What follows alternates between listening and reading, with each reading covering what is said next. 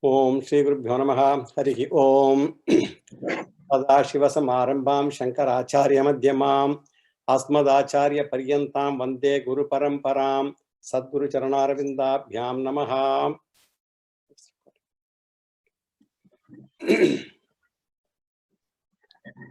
Brahma Sutras, Chapter 3, Adhikaranam 1. Tadantara Pratipatyadhikaranam. Tadantara Pratipattau Ramhati Samparishvaktaha Prashna Nirupanabhyam Trayatmakatvatum Bhuyastvat Pranagatescha Agniyati Gati Shruteriti Chet Nam Bhaktatvat Prathame Ashramanaditi Chet Nam Tayevahi Upapattehe Ashrutvati Chet Nam Vishtadikarinam Pratitehe Bhaktam Vam Anatma Vitvat Tatahi Darshayati. Second Adhikaranam. Kritatiyadhikaranam. Kritatyaye Anushayavan Drashta Smrtibhyam Yatetam Anevancham Charanadi Dichet Nam Upalakshanartheti Karshna Jinihi Anartakyam Dichet Nam Tat Apekshatvat Sukrita Dushkrita Eva Ititu Badarihi. Anishtadikaryadhikaranam. Anishtadikarinam apicha shrutam samyamane tvanubhuya itaresham aroha avaroha tadgadi darshanat smaranti cha apicha saptam tatrapicha tat vyaparat avirodaha vidya karmanoho ititu prakritatvat na tritiye tatopalabdehe smaryate apicha loke Darshanacham Tritiya Shabda Avarodaha Samshokajasyam Sabhavya Apatyadhikaranam. Tat Sabhavya Apattihi Upapattehe Natichiradhikaranam Na Adichirenam Visheshat Adhikaranam Anya Adhishtiteshu Purvavat Abhilapat. Whomsoever is keeping the microphone on, I cannot continue my lecture. Please turn it off. I am telling so many times. In my screen, I see only Mr. Balakrishnan's phone on. Please turn it off. Otherwise, people are going to have recording of all kinds of noises.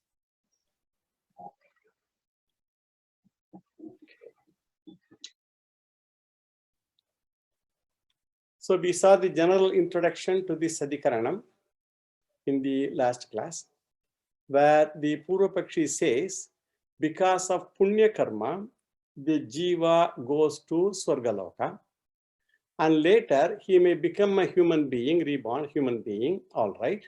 But before human form, the Jiva becomes a plant, mark my words, becomes a plant because of the Pashu Himsa in animal sacrifice, in the yajnas that he does. It is a birth as a plant. Becomes a plant means it's a birth as a plant, suffers for a short while, and then comes to male body, female body and all that. It is natural justice according to Purvapakshi. Now the Siddhantin says that there is no birth as plants at all. This Jiva coming through Panchagni status, all the stages that we saw, going to Sargalokam, all that thing, and the Jala Shariram, the various past mega and all that, it is not born as plants, and it only travels through the plant body without going through the pleasure and pains of the plant body, male body and the female body. When it gathers its own Bhoga Sharira, later it will experience Sukham and Dukkham. When it is born after the fifth stage, then it will have its own Bhoga Shariram, and then it will experience Sukham and Dukkham. That is the contention of Siddhanti. Now let us see the general analysis of this sutra. Here Vyasacharya says that the Jiva comes to the plant not as an Abhimani Jiva. There is some other Abhimani Jiva already in the plant. We already mentioned about the host Jiva and the guest Jiva, all that thing we spoke in the last class. So this Abhimani Jiva is the host Jiva, and the Other jiva is antargata jiva. That is not abhimani jiva. That is the guest jiva. And Vyasacharya says, regarding the word purvavat in the sutra, we read the word anya adhishtiteshu purvavat abhilapat. That is a sutra. So the word purvavat, we have been taking secondary meaning only earlier also in previous other cases. So we should take only similar situation here also. Actually, we saw in the 22nd sutra in Sabhavyadikarana. And Vyasacharya says, you recollect that, and in that Adhikaranam, we saw the Chandogya mantra that uses the expression that Jiva becomes Vayu. That's why I said, mark the word becomes. Jiva becomes Vayu, cloud, and all that thing. If you remember the Chandogya mantras, 5th chapter, 10th section, 5th mantra, and 6th mantra, Tasmin Yevad Sampadam Ushitva Ataitam Evadvanam Punarnivartante Yatetam Akasham Akashadvayum Vayur Bhutva. Bhutva means this becomes Vayur Bhutva Dhumo Bhavati Dhumo Bhutva Abram Bhavati Abram Bhutva Mego Bhavati Mego Bhutva Pravarshati Taihi Vrihi Yava Voshati Vanaspatayam Stilamasha Iti Jayante Ato Vaikalum Durnishprapataram Yo Yohi Annamati Yo Retaha Sinchati Tadbhuya Eva Bhavati. This is the two mantras that we quoted in the last class. There we analyze and we arrived at the meaning that Jiva does not become Vayu, etc.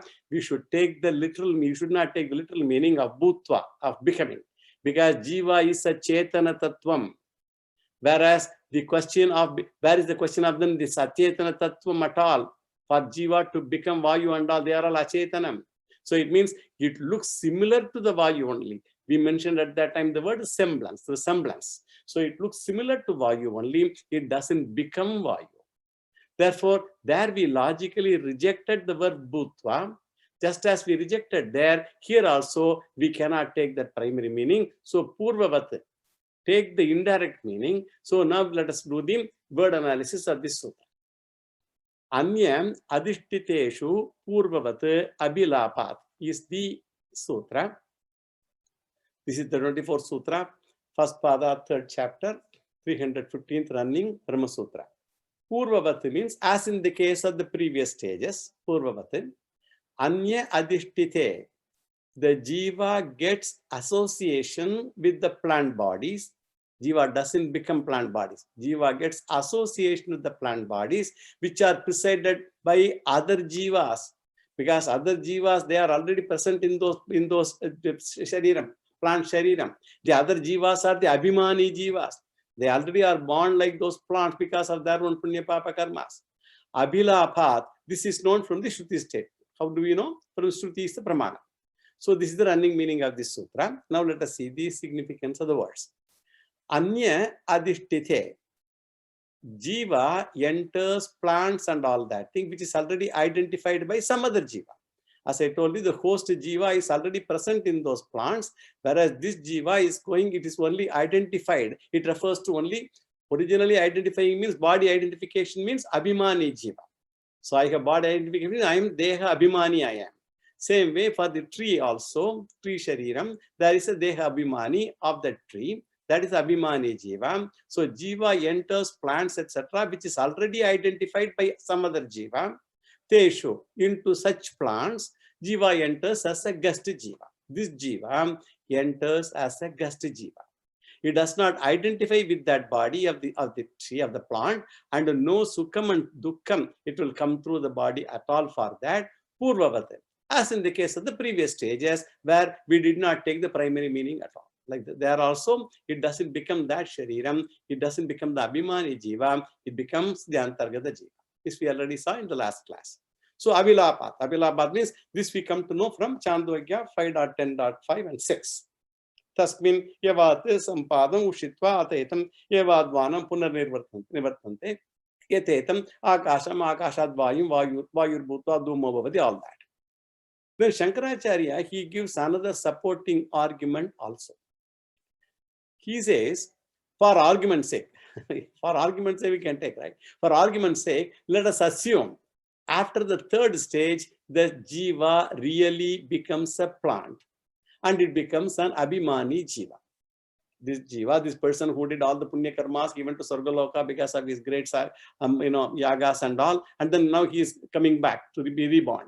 So that jiva that becomes, let us say, a plant and becomes the abhimani jiva as a plant.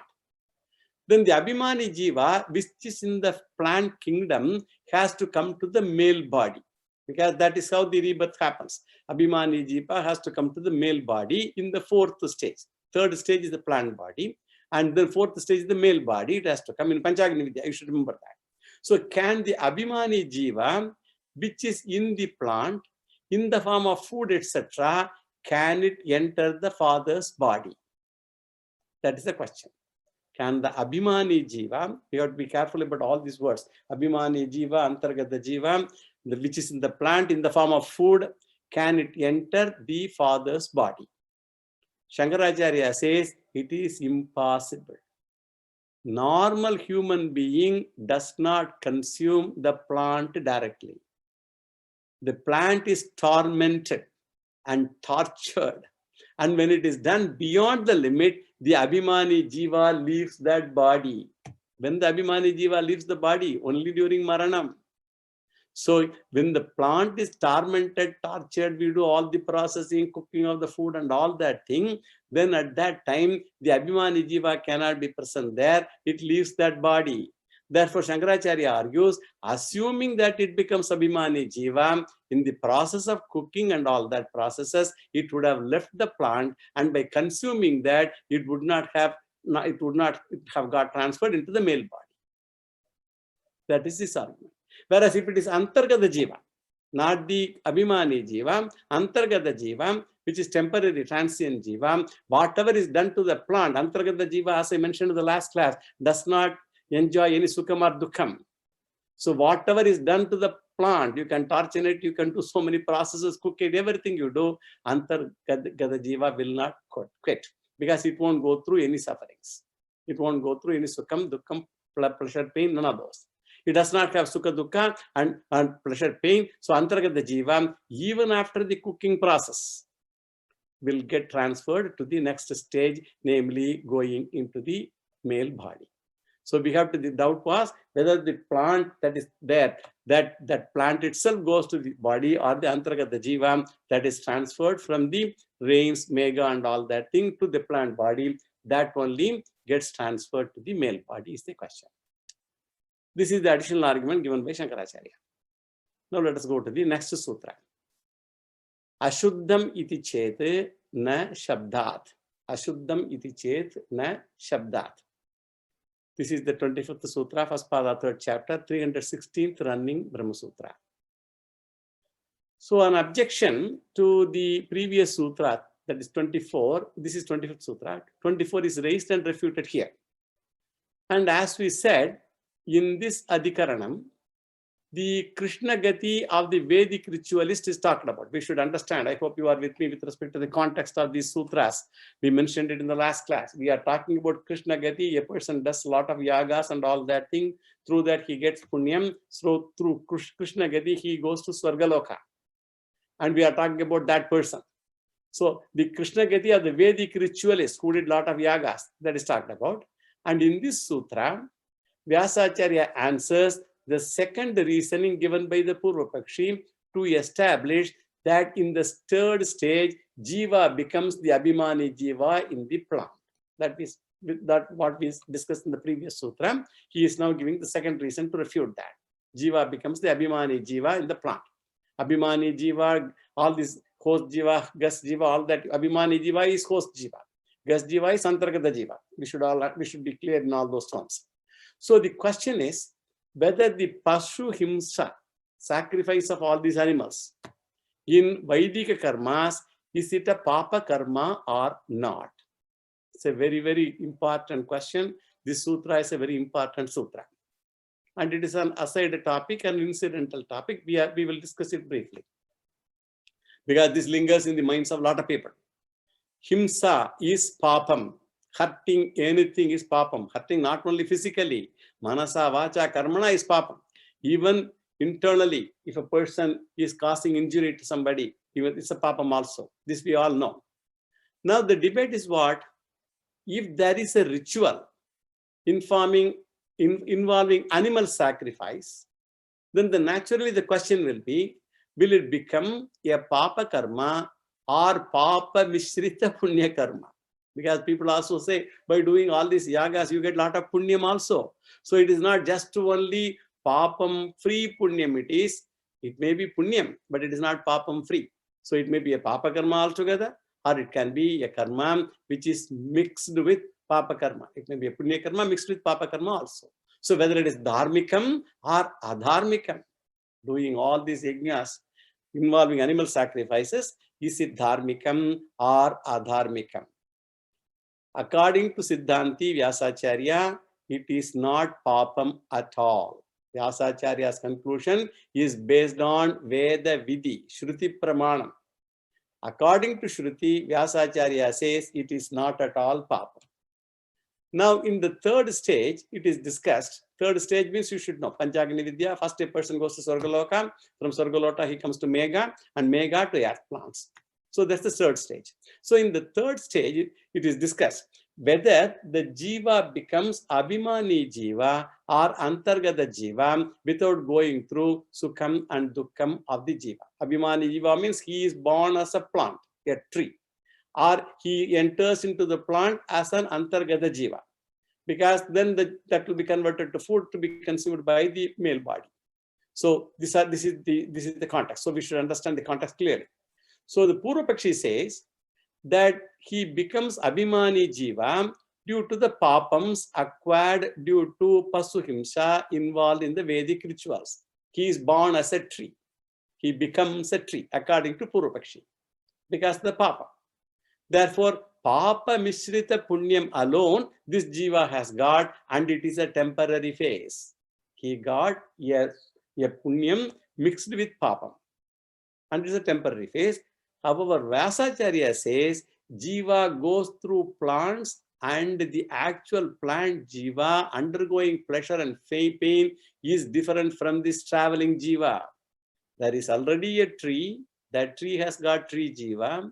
That is the actual jiva that is there in that thing, and in that jiva, this one enters the Panchagni process, and that is the antargata jiva, and it does not have pain and suffering, whereas the original host jiva, that plant, goes through pain and suffering. Somebody cuts that tree, it has to go through whatever is pain and suffering as a result of that. So all those things that will go through, whereas this antargata jiva will not go through any of those things. Now, this is what Vyasacharya says. Now, the question is whether the pasuhimsa involved in Vedic rituals is papa karma or punya karma. This is a thing with a lot of discussion, as I told. And Vyasacharya says that it is not ashuddha karma at all. Ashuddha means papa. It is not a ashuddha karma at all. It is not just a shuddha karma only. It is not a papa karma at all, according to Vyasacharya. That is why several people have several opinions. As an aside topic, I will slightly discuss this thing, because a lot of people may have a lot of questions about their opinions about this. Just to give some clarity, I will spend some time in discussing this particular question. So why several people have several opinions, and each group has its own opinion also. Let us see some samples, some opinions, 3-4 opinions. Let us see what are the scenarios. The extreme Hindu group is highly critical of animal sacrifice. That we know. They are highly sacrifice of animal sacrifice. They're critical. And through that, they criticize even the Hindu dharma, Hindu religion, Vedas, Vedic rituals, Vedic priests, even all those things, they are all going on that you might know. And they say it is an uncivilized practice. This is one group. Generally, they tell the story of Buddha in this context, calling him to be a most compassionate person in the world. Because Buddha, he preached ahimsa so much. They also take to Nastikavada also, and they strongly criticize Vedokta karmas and all the practices. But the surprising thing is here, it's an aside point, the group that is against Veda, they never campaign against the slaughterhouses itself directly. They criticize so much the Vedas, Vedic injunctions and the Veda mantras and the Vedic practice, but they don't criticize so much the slaughterhouses that are hundreds and thousands of them all over the globe, which treat animals most cruelly. And they talk of Vedic ritual and not the slaughterhouses at all in the campaign. And whether they are really against the sacrifice or against the Veda is our doubt. Because if they have to condemn the Veda itself directly, they should not be supporting slaughterhouse also. They don't say anything about it. And many consumers of meat, they seem to, many of them are Buddhists also. So the animals saved from all the Vedashalas, they end up going to Pakashalas, the cooking places. So this is one group of people. Then comes the next group of people. They are slightly moderate, and they say animal sacrifice is wrong, but do not criticize Veda for it. They say animal is wrong, correct, but do not criticize Veda for it. They say we should be discriminative and find out the wrong karmas prescribed in Vedas. All those karmas which involve animal sacrifice. You identify all those karmas. So do not reject the entire Veda, accept the proper karmas, and only improper karmas involving animal sacrifice and all alone you should reject. This is the second group of people. And then there is a third group. They ask, who are we to judge, to pass a judgment on Vedic statement? Who are we? Because they are all apaurishayas. We cannot make any judgment. Therefore, they say all the karmas are proper only. Some of them were relevant in the past, and some of them are not relevant in the present. But according to Vedas, whatever it says, they are all correct only. But they may not be suiting the present past time and present time. So therefore, do not criticize them. We need not practice them. If you think that is not appropriate for you, you don't practice them. Do not criticize the Veda for it. That is some people's argument. This is group 3. Then there is a fourth group. And they say, you discuss whether animal sacrifice is right or wrong. And Vedas never say animal sacrifice should be done or not. Veda never says that. No animal offering is involved in all these rituals also. But there are animal images. This is called Pishtapasus in all the yagas. And they are made up of rice powder or wheat powder. They make some kind of figurine, some kind of balls and those kinds of shapes with these powders. And then what is said is, symbolically, you sacrifice the animal using these kinds of materials. And the purpose of symbolic sacrifice is that what? You sacrifice the animal instinct in you. So by offering these things as sacrifices, you tend to sacrifice the animal instinct in every one of us, because every one of us has some instinct out there that which may not be fully human. So such instincts are there. This is the way. So we change an animal man. We call the animal man as a prakrita purushaha, a person who lives the life according to his own whims and fancies. Such a person, prakrita purushaha, according to nature, a nature person, to human, to a not just a nature person, but a refined person, a samskrita purushaha. From prakrita purushaha, he becomes samskrita purushaha, and from samskrita purushaha, we can, Swamiji call it man to God man. So this is the stage. So to sacrifice all the animal instincts symbolically with all the tapas and all the niyamas, this is done. This is one group. So these are the opinions of the 4 groups about animal sacrifice that I just identified. There may be others also, which I might not have told here, but there are a lot of discussions on these things. Okay. Now all of them, all the 4, whatever we discussed, and many others also, they will all fall into any of these categories. And then one can decide what one wants to choose. That freedom one has.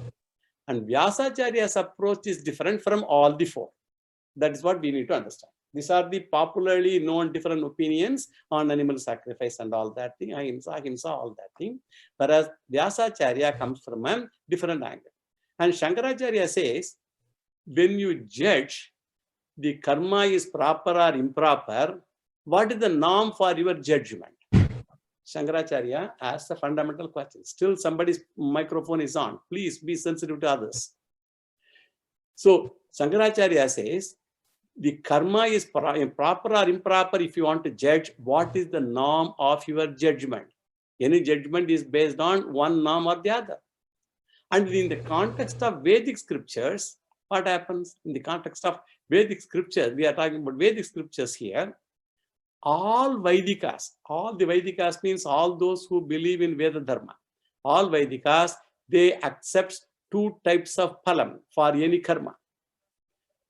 Without the basic acceptance of an umpire, for example, in any match, in a cricket match or whatever match it is, a game is not possible. You need an umpire. So judgment is like that. This is the norm.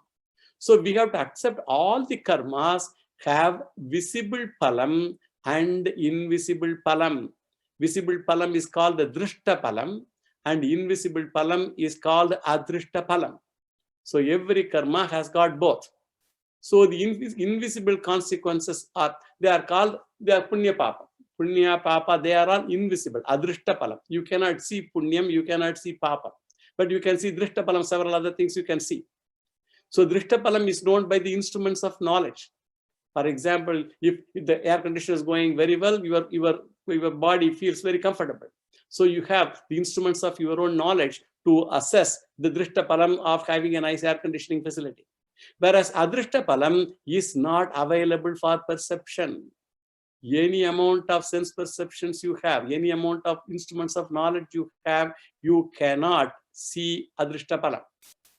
There are fundamental axioms accepted by the Vedic students. When they study Vedas, there are some axioms that are accepted first. And the acceptance of this is called Shraddha. Guru Vedanta Vakyadishum Vishwasahat Shraddha. So you should have firm faith in the statements of the scriptures and the Guru. That is Shraddha. So this is what, so Punya Papa is two. And the third axiom is what? What is that? The acceptance of all this is called Shraddha. So Punya Papam is one, Shraddha is number two. And the third axiom is Adrishta Phalam is Apaurisheya. It is not, you cannot understand it through any means of knowledge. It is Apaurisheya, not of human origin also, and can be known through Apaurisheya Pramana only, which is Vedas. So Adrishta Phalam cannot be known through any other means. It can be known only through Vedic scriptures, which are Apaurisheya Pramanas, they are Vedic scriptures. So when the Vaidika discusses propriety of an action, what he does? He does the Adrishta Phalam also. Not only the Drishta Phalam, Adrishta Phalam also he takes. Punya Papas and all those things associated with that also he takes. So it is even more important, this Adrishta Phalam, it is even more important than the Drishta Phalam. Because Adrishta Phalam gives him spiritual growth also. That is his intent. Because his intent is what? To gain liberation, to get moksha, to get jnanam. With Atma Jnanam only one can get moksha. So he is going through the path of karma to get Chitta Shuddhi, Chitta Naishchalyam and all that, but it is spiritual growth. So the norm of judgment is based on the Punya Papa criterion. And what is Punyam and what is Papam? Yat Veda Vihitam Tad Punya Janakam. Whatever is acceptable to Vedas, the Vidhi, they are Punya Janakam. They generate Punya Karmas. So this is the fourth axiom. And whatever is permitted by Vedas is Punya Janakam, and what is prohibited by the Vedas is Papa Janakam. They will give rise to Papa. And while debating the issue, we should also know what is our norm. What is the norm with which we are trying to judge and understand, analyze? Adrishta Phalam or Drishta Phalam? When we do a karma, are we going to focus on the Adrishta Phalam part of it or the Drishta Phalam part of it? If a perception does not, if a person, for example, anyone who does not believe in Adrishtam or Veda Pramanam, it is better to say, I am not interested in this topic. Don't talk to me Adrishtam and all, I don't believe in all that thing, so I am not interested in that topic, and then sign off.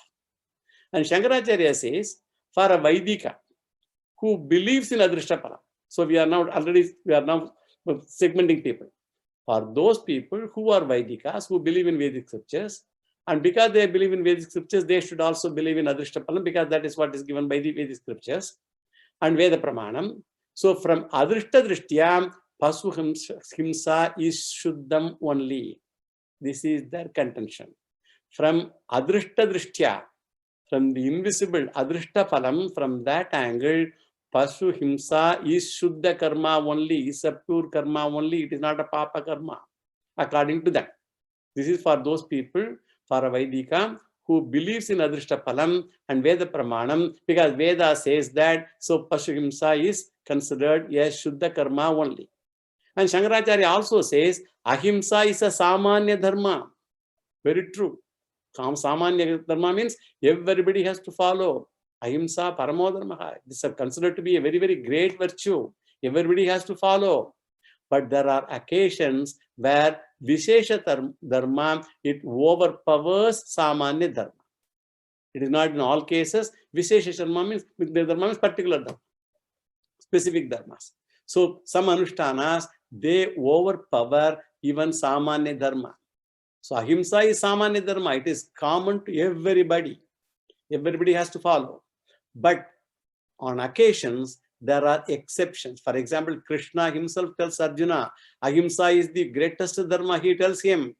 At the same time, Krishna says, killing Drona and Bhishma and all the other people in a dharmic battle is dharmic only. And it will take him to even heaven. He says, it is not an Ashuddha Karma, it will even take him to heaven. So, Pasu Himsa is Dharma or Adharma, depends upon the view taken by a person. So that's what finally he comes to saying that. So if there are still people continuing to do all that thing, as I mentioned sometime in the last class, some details about even my own interaction with people on the subject. But according to Veda Vyasa and also Shankara, they tried to say that when you look at from the norm, if the norm of looking at Punya Papas, then Adrishta Karma, Adrishta Phalam is considered to be, is this given as in the scriptures. So Pasu Himsa is not considered a Papa Karma at all. It is considered a Shuddha Karma only. That is what they are trying to. This is an aside point. We don't have to dwell too much into that thing because it's a big debate. And because Swamiji gave such opinions, I'm just only echoing whatever he has said. Now let us go to the word analysis of the sutra. Ashuddham iti chete na shabdat. That is the sutra. Ashuddham iti chet na shabdat. Ashuddham. Ashuddham means the Vedic ritual is impure. The ritual impure. Ashuddham is impure. Vedic ritual. It means it's we have to supply that. So the Vedokta karma, all these yagas and all, they are impure. And the Siddhantin says, if this is your view, so as Ashuddham, if you say it's iti chet, if you say so, it's your view, na. It is not correct. Why? Shabdat. Because it is prescribed by Veda Pramanam. Here, Shabda means Vedas, Shruti. It is prescribed by Veda Pramanam. Now, let us see the significance of the words. First, Ashuddha. Ashuddham is impure or wrong or bad. We can call it anyway. And he takes it here as Papa Janakam. Papa Janakam, that will give rise to Papa. Based on Samanya Dharma. Because if you consider Himsa as a Samanya Dharma, Ashuddham is considered Papa Janakam because it is not a Samanya, as from the point of view of Samanya Dharma. This is Purva Pakshi's contention. That's what he is telling. And if this is the view, iti chet, it is not acceptable now. Why? Shabdat. Veda itself presents it as an exception to the original law. That's what he calls. Ultimately speaking, no action is good or bad. Look at the conclusions we are coming in. No action is good or bad. Himsa is sometimes good, sometimes bad. We always say dharma is relative only. There are many, many gray areas. We should be careful. Since dharma is relative, one cannot say, I will do anything I like also. First to follow dharma, and when the gray area comes, lot of analysis are involved. And then you have to conclude in such situations, one should take the right conclusion if one is mature by oneself. Normally, one is not mature by oneself. That is a rare phenomenon mostly. To take the right conclusion, if one is mature enough, one can. But it's very difficult. So when one is not mature enough to take the right action, particularly when it concerns oneself. We may be giving great advices to all others. When it comes to oneself, always there are the dichotomous situations. So always at those times, go to the right person for advice who gives the right advice. A learned scholar or a person, a guru, all those things. Then we have got so many people, well experienced people. So there is no absolute punyam, no absolute papam at all. Any karma can be designated based on the context, based on so many other factors, punyam or papam. And dharma devata knows that thing means very subtle manner. So it will always give the right kind of judgment based on your karma, whether it be classified punya karma or papa. Let us go to the next sutra. Retas sigyo gotam Vetasya Atha. 317th running Brahma Sutra, 26th Brahma Sutra, Sutra of this particular Pada, 3rd chapter. Now let us come back to the main topic of discussion of this Adhikaranam. Our controversy is what? When Jiva passes through plants and trees, does the Jiva become Antargata Jiva or Abhimani Jiva? Right? And now, when I use these terms, I hope you are all comfortable with that. Whether the Jiva becomes an Antargata Jiva or whether the Jiva becomes an Abhimani Jiva. But the Abhimani Jiva means the Jiva should become the plant. So whether the Jiva is a guest Jiva or host Jiva. So host Jiva is Abhimani Jiva, guest Jiva is Antargata Jiva. And in support of that, Vyasacharya gives another argument based on Chandogya 5.10.6, which we already read. Abram bhutva mego bhavati, mego bhutva pravarshati, taiha vrihi yava oshadi vanaspataya stilamasha iti jayante, ato vaikalu dushprapadaram yo hi annamati yo retaha sinchati tadbhuya eva bhavati. This mantra we already read.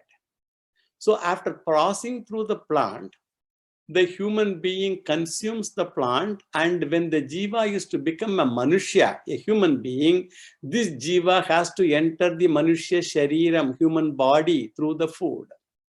So it is now in the form of food, it has to enter into the human body. It has to enter into the male and then enter into the female in the 5th stage. So all these 4 ashramas, now if you take the human person, the male body, of the 4 ashramas, it cannot enter into an ashrami of any ashrama. It has to enter into an adult male human being who wants to become a father. A person who may be able to procreate to such an adult male only it has to go. It cannot go to a sannyasi body or some other body.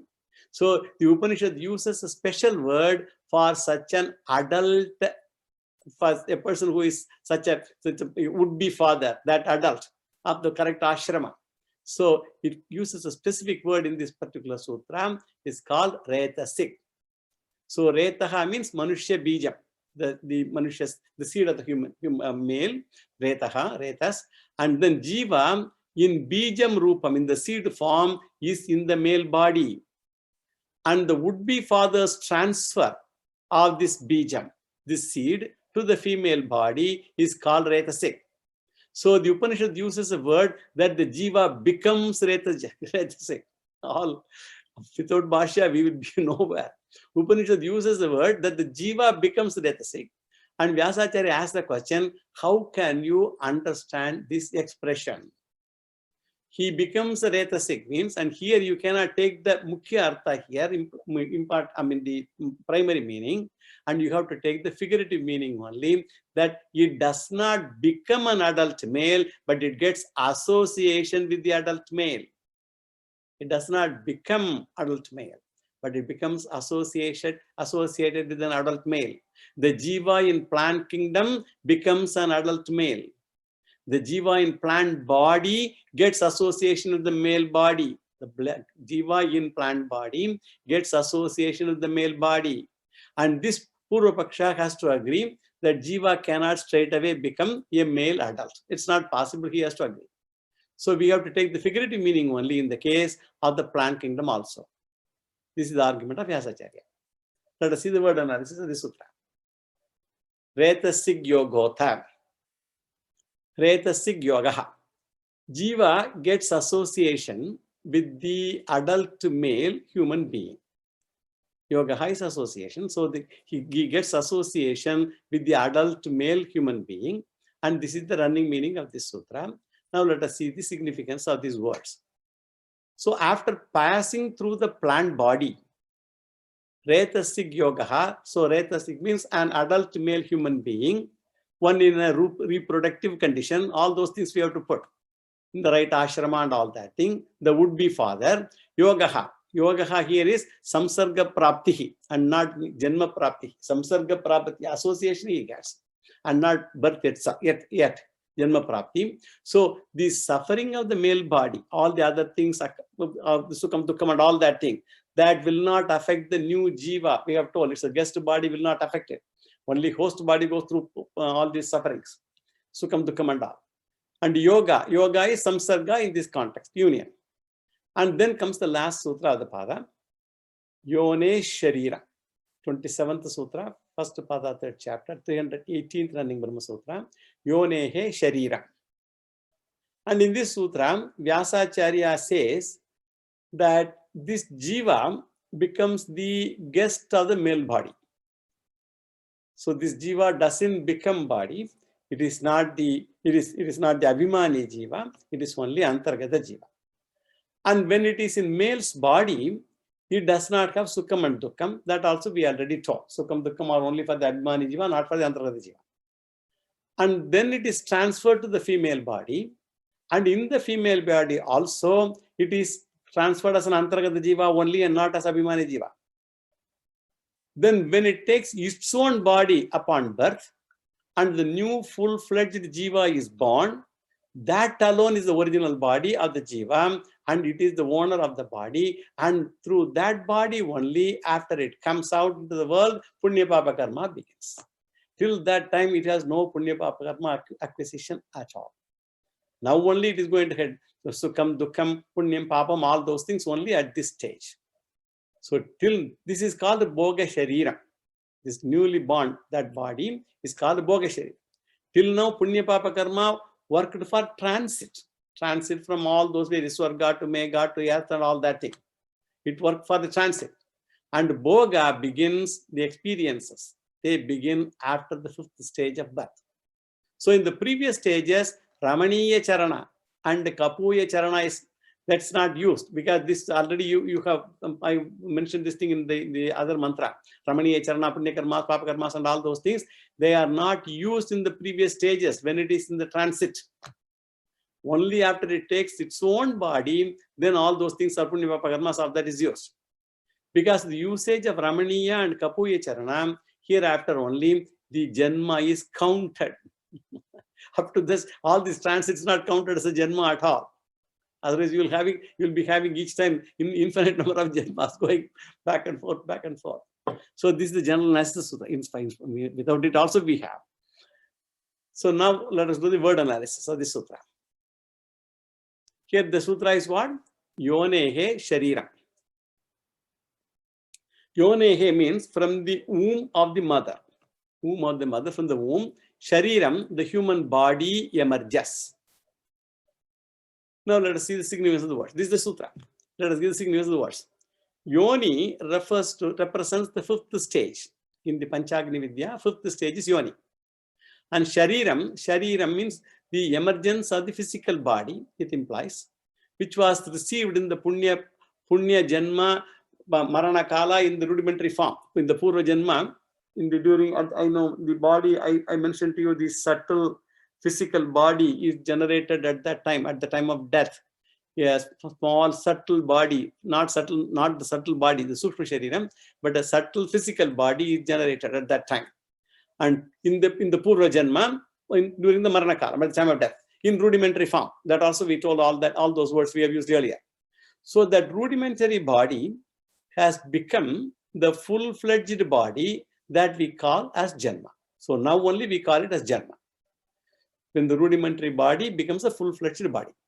So in the previous stages, Janma should be taken only in figurative sense. Punya Papa experience starts now only. Till now, no Punya Papa affects this transit body. With this, the fourth sutra of the Sadhikaranam is also over, because that concept should be clear. And the first pada of this third chapter is also over. So the travel of Jiva after death and various allied topics, they were all covered in this particular pada. So we come to know here, getting Manusha Janma is extremely rare thing. By going through the process itself, we will know. Very rare thing. Since it is so rare, it is better to cross over the Punarapi Jananam, Punarapi Maranam cycle in this Janma. I do not know what will be my next Janma also. So get detached from Janma Marana Prapti in this rare human Janma itself. One should not go through the cycle. Next, that is the intent that everybody has to aspire. That is the intent of the human birth, to get moksha. Now let us go to the second pada of third chapter. Before I go to the second pada, as usual, I'll try to introduce this pada also. It's an important pada. Here, now we have completed the first pada, the first quarter of the third chapter, the first pada of the third chapter, first quarter. And now the third chapter, I already mentioned this word earlier, is called the Sadhana Dhyaya.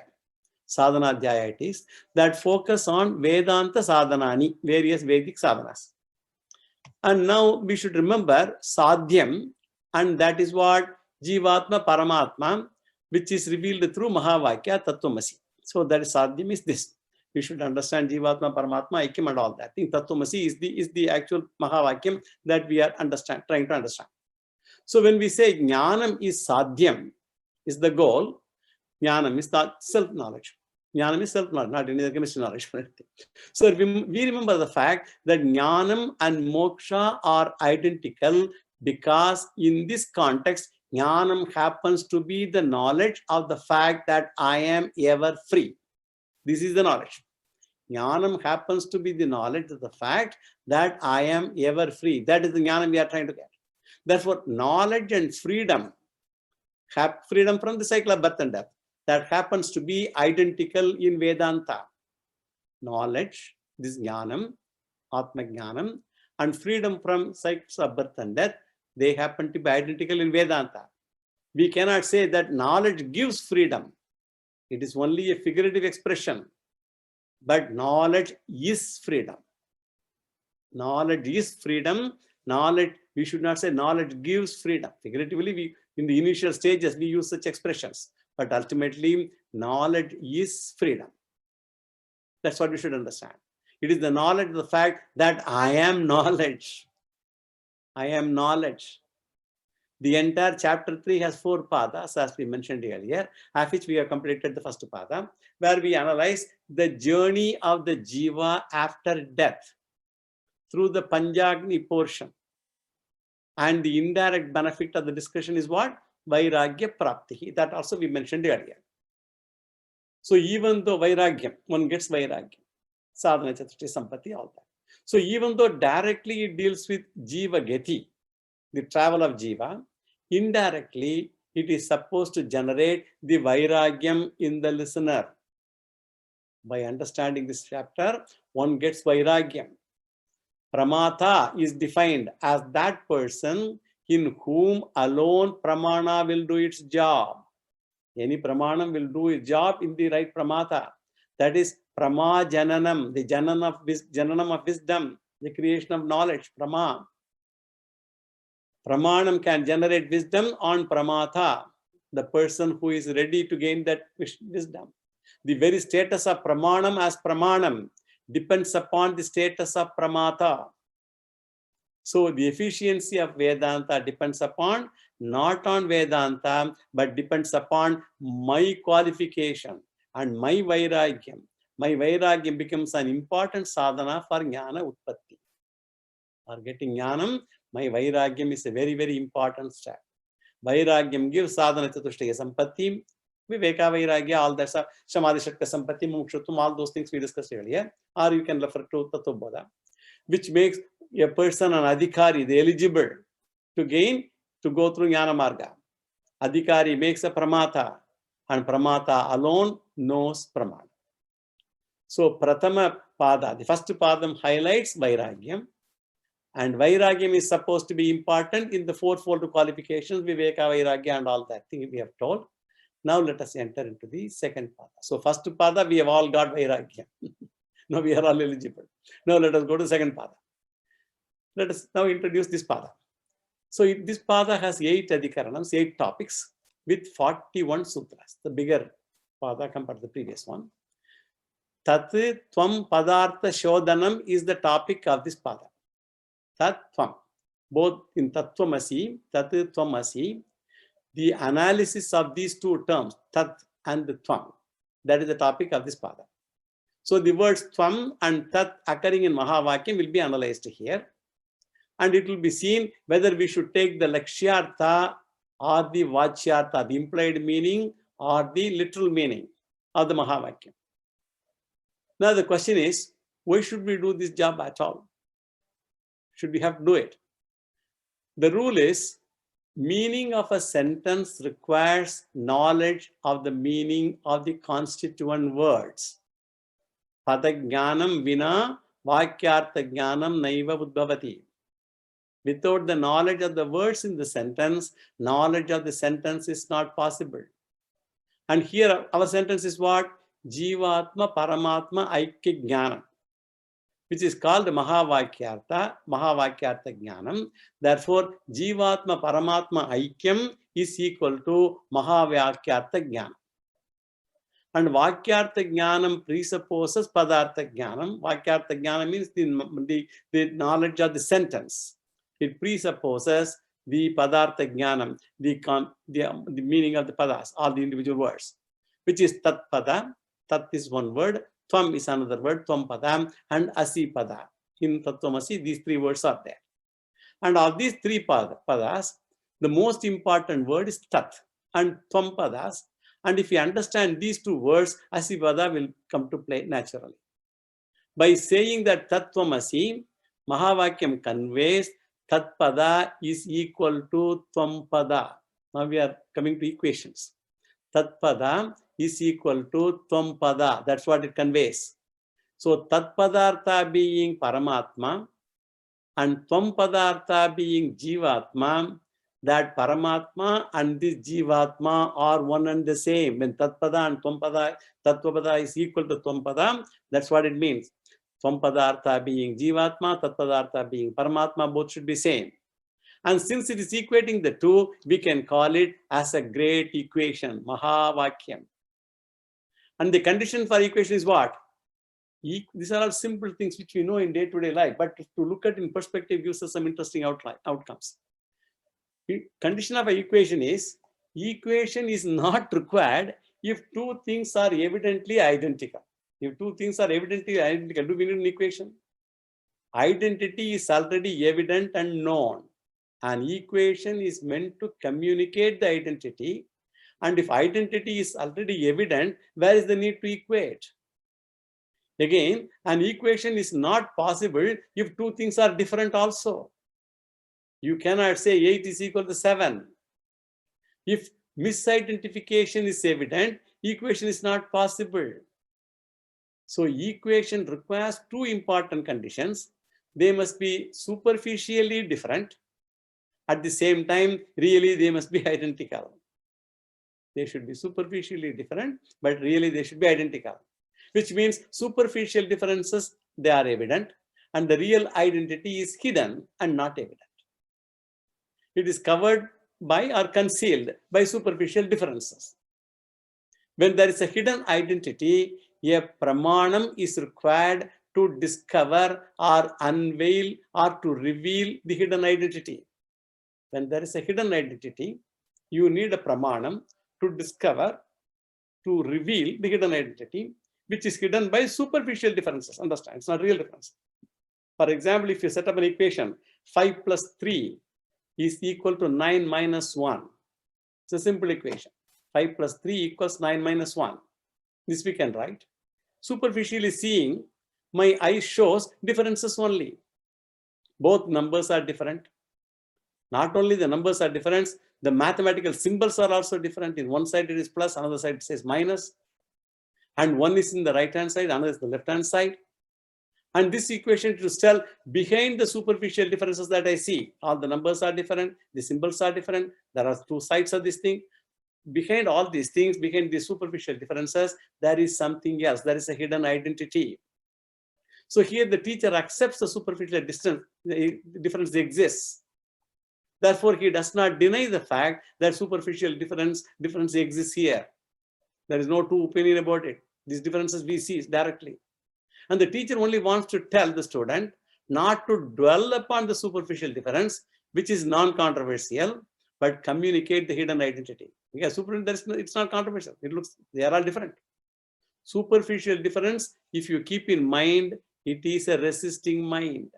If you keep the superficial difference in your mind, it is a resisting mind. Teacher has to push the identity. It is impossible to convey the teaching to such a mind, which is a resisting mind.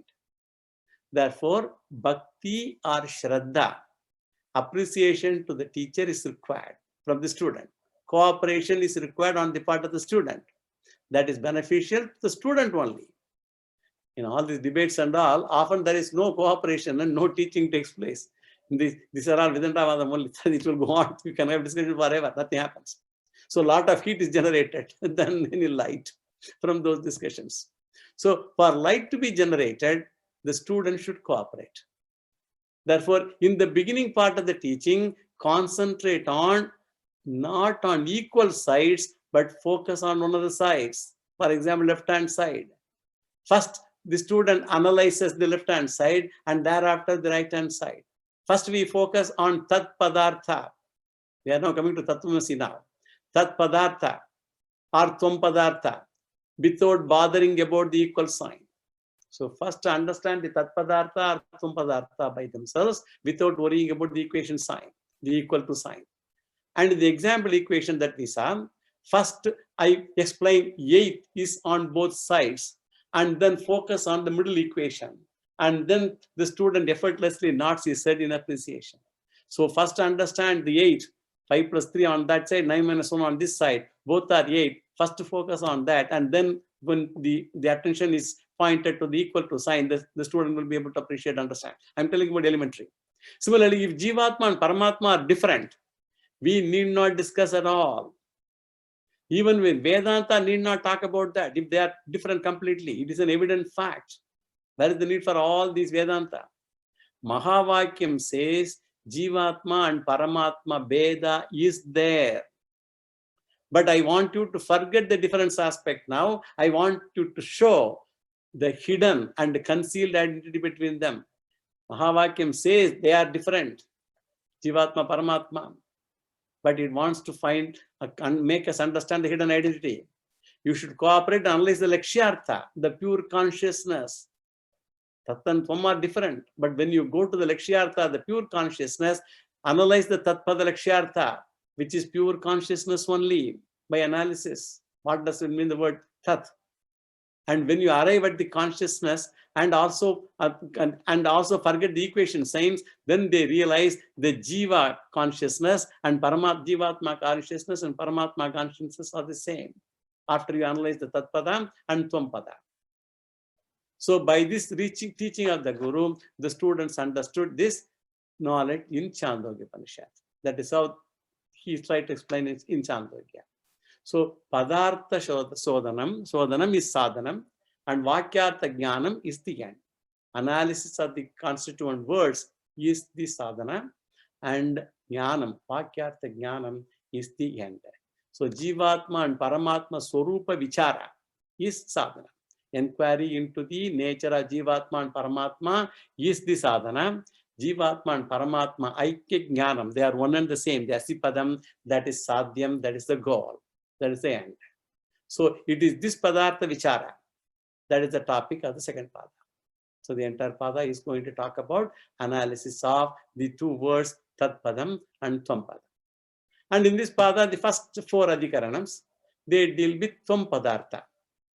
The meaning of the word Tvam. Tvam Padartha Sodhanam. That Sodhanam means analysis. Or Jivatma Vichara. Then the last 4 Adhikaranams, they deal with Tat Padartha Sodhanam. Paramartha Vichara. Paramatma Vichara. So this is the general introduction to the second Pada. Now we will go to the first Adhikaranam in the next class, that is tomorrow. यो वेदादौ स्वरप्रोक्तो वेदान्ते च प्रतिष्ठितः तस्य प्रकृतिलीनस्य यः परः स महेश्वरः। पूर्णमदः पूर्णमिदं पूर्णात् पूर्णमुदच्यते पूर्णस्य पूर्णमादाय पूर्णमेवावशिष्यते। ओम शांति शांति शांति। श्री गुरुभ्यो नमः। हरि ओम। श्री कृष्णार्पणमस्तु।